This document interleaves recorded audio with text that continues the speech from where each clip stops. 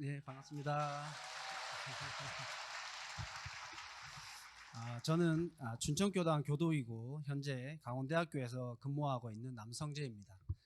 어, 사실 제 고향이 아시는 분이 있으실지 모르겠지만 경상북도 예천군이라는 아주 작은 시골 동네이고 거기에는 교당이 없습니다.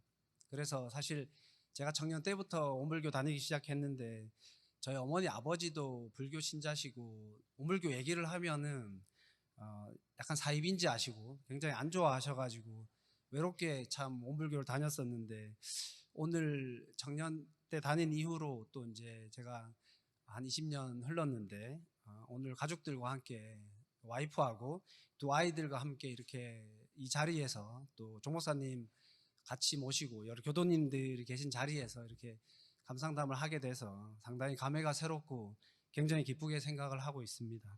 그래서 앞으로 저를 지금까지 만들어준 제가 이 자리에 있게까지 해주신 온불교에 감사를 드리고 저도 이제 앞에 3대에 같이 오신 테이블이 있더라고요. 그래서 저도 이제 3대, 4대까지 한번 쭉 같이 이어서 할 수 있는 이런 가정을 만들어 보도록 하겠습니다.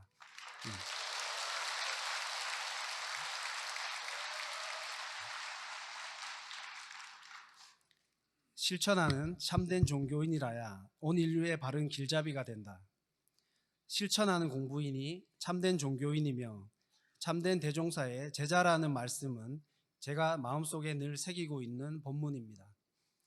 그러나 조석심고, 아침 수양, 낮에 보온 노력, 저녁 일기 기재, 참회 반성 등 수도인의 일과를 얼마나 지켰고 요란하고 어리석고 그런 경계를 만났을 때 어느 정도나 자성에 바탕하여 온전한 생각으로 치사를 하였는가를 생각해 보면 항상 실행이 부족하고 미흡한 점이 많습니다. 은혜로운 평등 세상 함께 만들자라는 종법사님의 신년 법문을 받들면서 그간의 제 생활을 돌아보게 됩니다. 나는 정신의 자주력을 확립하여 환경을 탓하거나 남을 원망하지 않고 마음을 다스려 제자리를 지켰는가? 잘 배워서 언제 어디서나 지혜를 얻었는가? 잘 가르침으로써 교육 평등에 기여했는가? 공익심을 가지고 공도를 위하는 마음으로 살았는가를 스스로 반주해 봅니다. 환경을 탓하거나 남을 원망하지 않는 것이 참 어렵습니다. 직장에서 여러 가지 새로운 일들을 맡아서 눈코 뜰 새 없이 바쁘게 지내고 있는 와중에 고향에 계신 아버지가 갑자기 걷지를 못하셔서 목 디스크 수술을 하시게 되셨습니다. 수술 후에도 걷지를 못하셔서 고향 근처에 있는 재활요양병원에 모셔놓았습니다. 아버지가 입원하시고 고향집에 혼자 계시는 어머니도 거동이 불편하셔서 수시로 연락하면서 신경을 써야 했습니다. 제가 수행하는 업무에서도 뜻이 맞지 않는 사람이 있어 마찰이 잦았습니다. 분명히 내가 하고자 하는 방향이 맞는 방향인데 엉뚱한 얘기를 하면서 자존심만 내세웠습니다. 신경 써야 할 일이 많고 일이 생각대로 흘러가지 않는 때도 많아서 분별심과 원망심이 생겼습니다. 가족들이 그렇게 말렸는데도 말을 안 듣고 식사는 안 하시고 술만 드시다가 몸이 아프게 된 아버지. 아버지가 병원에 입원해 계시고 어머니도 거동이 불편한 걸 아는데도 고향집에 별로 내려오지 않고 신경을 많이 안 쓰는 형제들. 열심히 해보려고 하는데 도와주지는 못하고 오히려 회방을 놓는 사람들 등 하나하나가 다 불만스러웠습니다. 주변의 다른 가족들은 화목하고 서로 잘 챙겨주는 것 같은데 우리 형제들은 왜 이럴까? 다른 사람들은 문제없이 잘 사는 것 같은데 내 상황은 왜 이럴까? 하고 한번 분별을 하게 되니 분별심이 꼬리에 꼬리를 물고 계속 나왔습니다.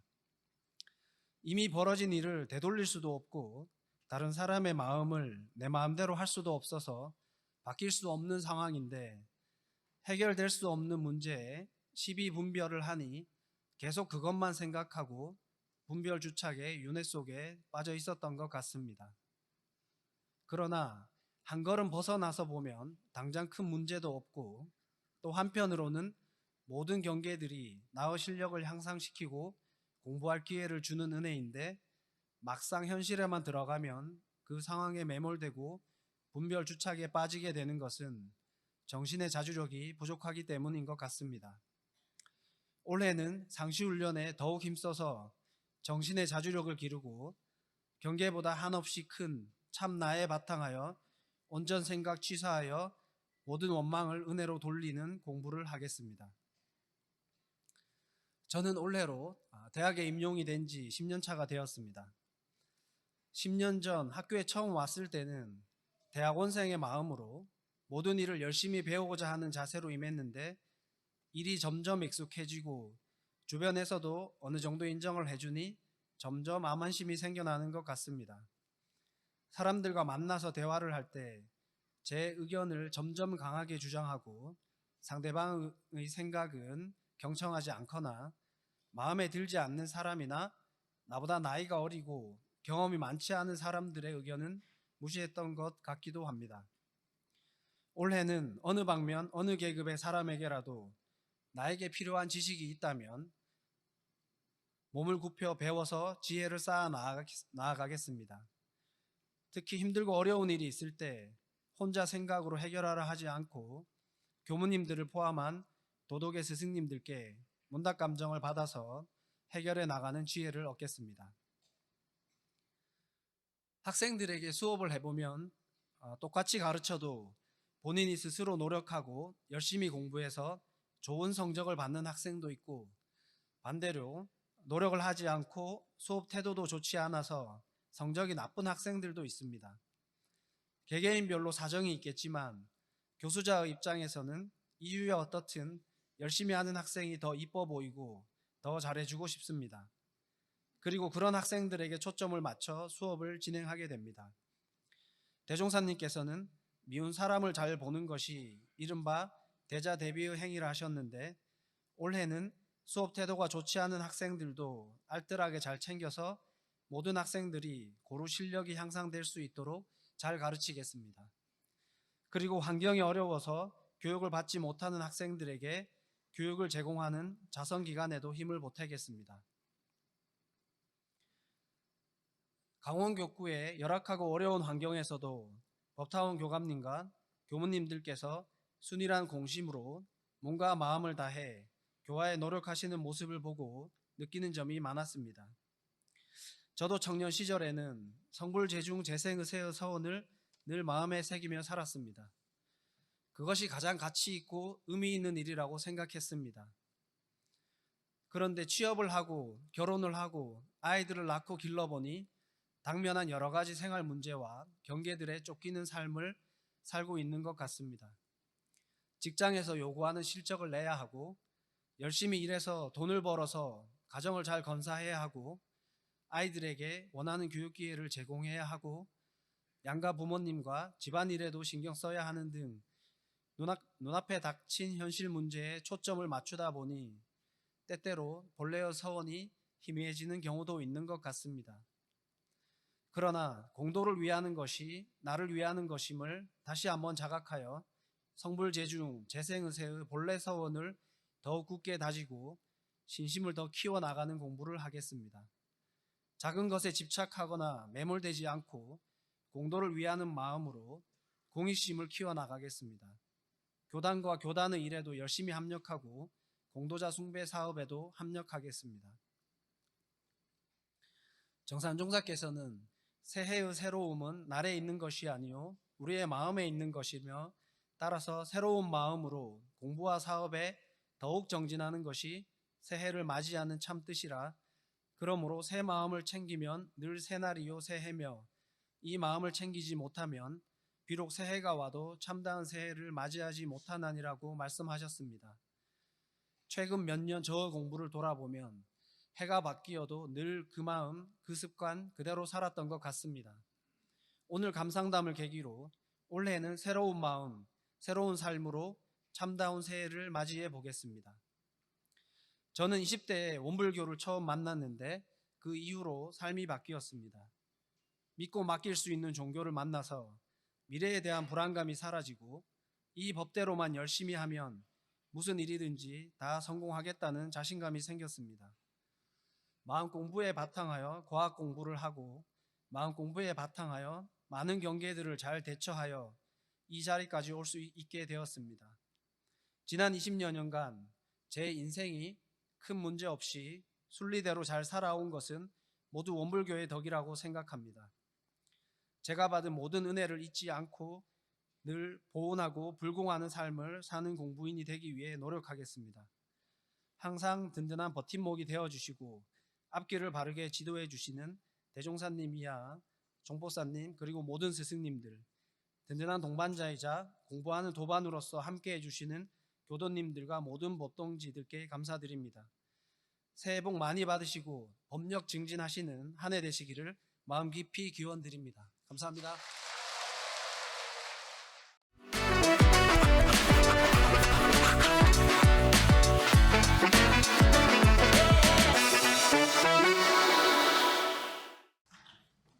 반갑습니다. 충북교구 충주교당 신혜심입니다. 먼저 많이 부족한 저를 이렇게 중앙총북에서 이 자리에 설 수 있게 해주셔서 이런 기회를 주셔서 감사드립니다. 저는 5남매의 엄마입니다.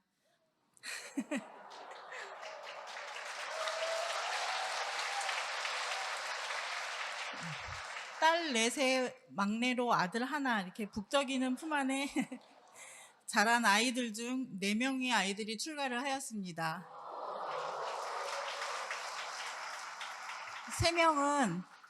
3명은 전무 출신의 길을 걷는 도가에 출가요, 또 하나는 속세의 인연을 찾아 떠난 출가입니다. 그리고 첫째는 든든하게 제 옆에서 일을 돕고 있습니다. 우리 부부의 기도 1순위는 늘 자식들의 전무 출신 출가였습니다. 하지만 정작 고3 여름 넷째 성은이가 출가를 선언했을 때 제 마음엔 기쁨보다 큰 바위 덩어리가 툭 떨어지는 것 같았습니다. 그렇게 듣고 싶던 말이었건만 막상 그 길을 가겠다는 자식 앞에서 저는 정말로 그 어려운 길을 가겠느냐고 되물었습니다. 부모의 서원이 자식의 현실이 되는 순간 그 거룩한 여정의 무게가 비로소 제 가슴에 실린 것입니다. 자식을 출가시키고 보니 부모로서 가장 경계해야 할 것은 제 눈높이로 아이들을 재단하는 거였습니다. 예비교무인 아이들이 교도님들 보기에 그저 좋은 싹으로만 보이길 바랬고 집에 오면 제 방식대로 공부길을 제시하려 들었습니다. 하지만 제가 알아서 할게요 라는 아이의 한마디에 무안해지기도 여러 번이었습니다. 그러다 어느 순간 깨달았습니다. 방학을 마치고 올 때마다 아이들은 더 이상 제 품 안의 자식이 아니었습니다.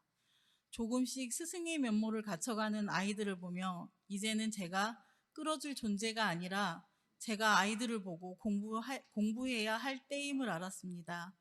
그때부터 제가 할 수 있는 것은 오직 하나, 아이들이 스스로 바른 공부길을 찾도록 아침 저녁으로 신고를 올리는 것뿐이었습니다. 성은이를 위해 간절히 기도하던 어느 여름날이었습니다. 사배를 올리고 묵상을 하는데 주변이 맑고 시원해지며 영산에 있는 아이의 숨결이 바로 옆에서 느껴지는 것이었습니다. 느껴지는 신성한 경험을 했습니다. 비록 사심 없는 오롯한 한마음일 때만 허락되는 은혜였지만 그 일을 통해 저는 확신했습니다. 종교는 선택일지 모르나 같은 법을 가진 가족은 혈연을 넘어선 법연으로 맺어져 어떤 공부보다 중한 인격을 함께 형성해 나가는 가장 훌륭한 동지라는 것을요.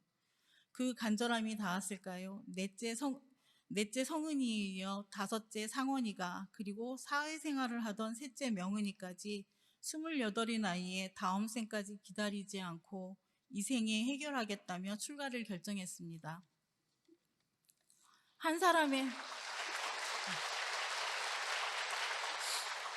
사람의 출가자가 나오기까지는 부모의 마음뿐 아니라 교단 전체의 원력이 함께한다는 것을 절감하며 가끔 제 얼굴을 거울에 비춰보며 내 어디에 이런 복이 들어 숨어있나 감사하기도 했습니다.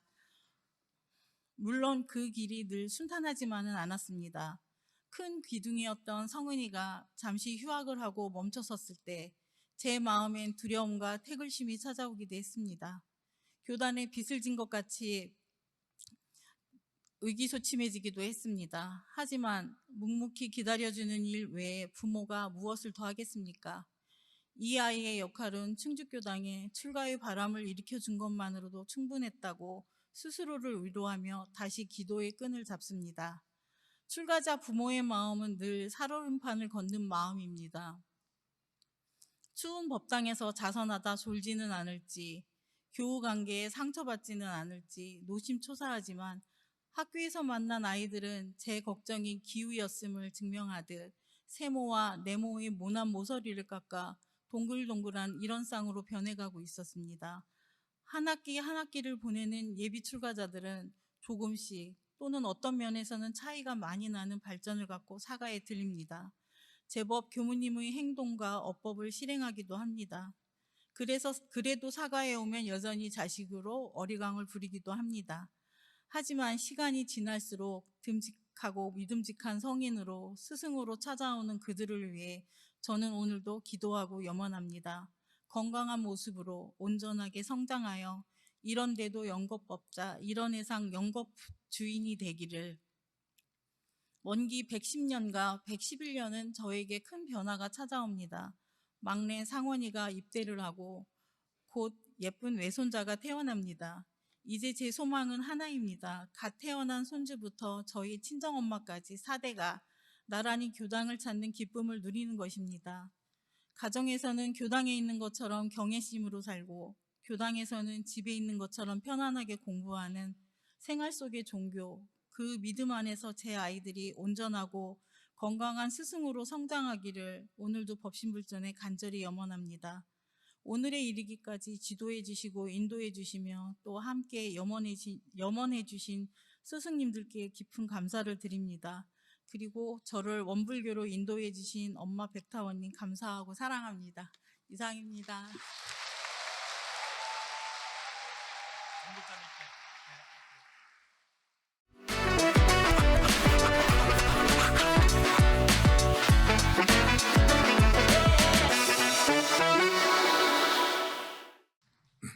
안녕하세요.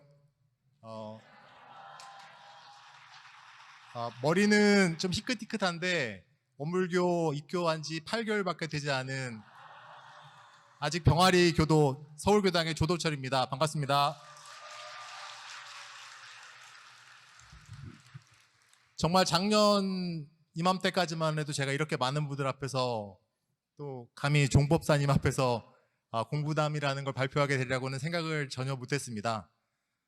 저는 철저하게 무교인 집안에서 성장했고요. 원래 또 둔해서 그랬는지 아주 늦은 나이까지 제 자신에 대한 깊은 성찰이나 혹은 타인의 삶에 대한 관심이 크지 않았던 평범한 세속인이었습니다. 그러던 제가 마침 저희 회사가 서울 강남에서 용산으로 몇 년 전에 이전을 하게 됐는데 근처에 저희 원불교 교당이 있다는 걸 알게 됐습니다. 그래서 처음에는 뭐 하는 곳인지 호기심이 가긴 했는데 괜히 잘못 들어갔다가 이 제사상 차려놓고 조상님들한테 절하라고 하는 데인 줄 알고 이게 무서워서 엄두를 못 내다가 작년 초쯤에 도저히 궁금해서 안 되겠는데 하고 들어간 게 인연이 됐습니다. 저는 원래 공인회계사라는 직업을 시작을 했는데요. 이게 워낙 또 의심이 많은 직업이고 이게 논리적으로 이해가 안 되면 잘 받아들이지를 못하는 그런 직업입니다. 근데 그때 교무님께서 여기는 절대 신을 믿는 곳이 아니라 진리를 믿는 곳이다 라고 말씀을 해주셔서 이거 한번 연구해볼까 하는 호기심이 들었고요. 집에 오자마자 바로 쿠팡에서 원불교 경전을 주문해서 읽기 시작했습니다.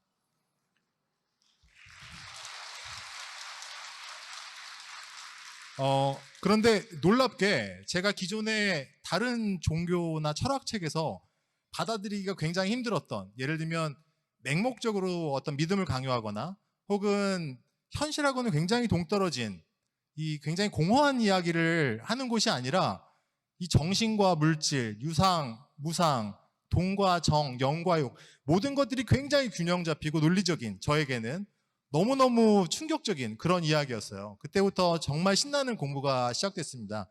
매일 교전 읽고요. 유튜브에 올라가 있는 강의들 몇 시간씩 듣고 또 궁금한 것들 적고 고민하고 교무님들 찾아뵙고 또 제 그 고민에 대한 감상을 또 부탁드리고 조금씩 원불교를 알아가는 정말 뜻깊은 시간이었습니다.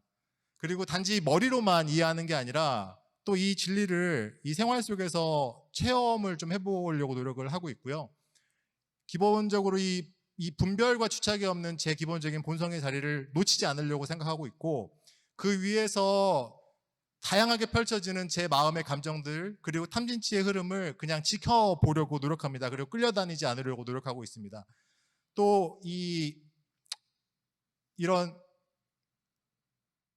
이 탐진치의 마음과 보리심이 둘이 아니라는 거를 또 몸으로 좀 느껴보기 위해서 욕심이 날 때는 존재하는 모든 것들의 어떤 무상함을 생각하려고 노력하고 있고 화가 날 때는 어떤 대상에 대한 이해심 그리고 자비심을 생각해보고 있고요. 제 스스로가 어리석을 때는 진정한 지혜가 무엇인지 다시 한번 보려고 노력합니다. 당연히 아직 잘 안 되고요. 매번 실패합니다. 실패할 때마다 내가 이런 상을 또 놓쳤구나. 내가 청정한 자리를 다시 찾아야지 하고 계속 유념하는 그런 공부를 합니다. 짧은 시간이었는데 제 삶에 생긴 변화가 작진 않았습니다. 제가 직장 생활을 하다 보니까 회사 내에서 이제 저에게 얼굴이 좀 이상하게 좋아졌다고, 얼굴 표정이 많이 좋아졌다고, 무슨 좋은 일 있냐고 물어보시는 분들도 많이 생기기 시작했고요. 또 와서 본인의 고민을 상담하러 오시는 분들도 많이 생기기 시작했어요. 얼마 전에는 이제 저와 지금 26년째 함께 결혼 생활을 해주고 있는 제 아내에게 당연히 비신자입니다. 다음 생에도 저와 다시 결혼해 주겠냐고 물었더니 마지못해서 그냥 알았다고 하더라고요. 근데 저희가 이번 생이 지나고 다음 생에 다시 만났을 때 서로를 잊지 않고 기억할 수 있는 길이 어디에 있을까요? 저는 둘이 이 불생불멸한 생멸 없는 자리를 알고 그 이유에서 무가 유로 또 유가 무로 영원히 서로 순환하면서 둘이 아님을 서로 알게 되었을 때 다음 생에 마치 전생에 그리고 현생에 우리가 같이 부부로 살았던 것처럼 다음 생에도 다시 만날 것임을 의심하지 않습니다. 얼마 전에는 제가 네팔의 히말라야의 4번째 트레킹을 다녀왔습니다. 매번 산에서 내려오면 제 스스로가 굉장히 듬직했거든요. 예전에는 수고했어. 근데 이번에는 조금 다르게 내가 과연 사은의 은혜 없이 이 산행을 계획하고 무사하게 마칠 수 있었을까 조금 다른 의미에서 바라보게 되고 진정한 은혜의 소종례가 무엇인지 좀 생각해 보게 되었습니다. 그리고 내려와서 설산이 굉장히 아름답게 보이는 저희 네팔 포카라 교당에 들러서 현지에서 오랫동안 교화 또 교육 사업을 하시는 교무님을 만나서 좀 이야기를 나눴습니다. 그 외에도 사실 제가 출장이나 혹은 개인 휴가가 있을 때 현지 교당에 들러서 교무님들 찾아뵙거나 또 최근에는 원불교 내에 있는 다양한 단체에서 여러 가지로 공익사업 활동을 하시는 여러분들을 만나 뵙고 그들의 삶을 접할 기회가 있었습니다. 그러면서 제 스스로의 삶에 대해서도 다시 한번 생각해 보고 있는데요.